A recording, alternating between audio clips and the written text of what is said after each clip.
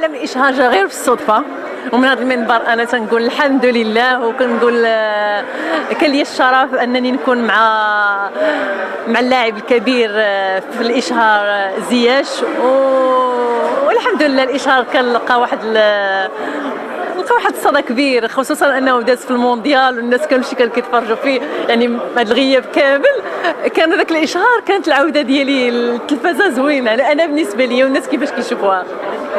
زياش يعني اغلبيه الناس اللي ما كيكونوش مقربين لي ولا الهضره تقول بان زياش مثلا واش التعامل ديالو بغيناك تقربي لنا انت اكثر لانك عشرتيه وكنت قريبه لي والدار على الظهر اللي غتكوني عارفه كيفاش كان كيتعامل مع زياش، قربي لنا. سأختصرها في جملة: لم أرى رقيا وتواضعا في حياتي كتواضع زياش.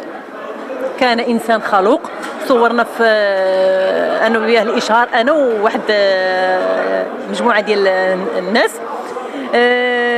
إنسان عادي يتعامل بكل تلقائية، رغم أنهم جابوا لي الحراس ديالو وداكشي عادي، كيتعامل إنسان عادي متواضع جدا جدا، وكل ما يقال عليه فهو خاطئ لانني انا تعاملت معه عن قرب. كاين بعض الفنانين اللي قالوا بانه تيبسل، شنو؟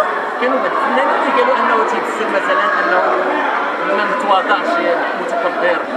لا لا لا لا لا، والله إلا إنسان خلوق متواضع أكثر من اللازم.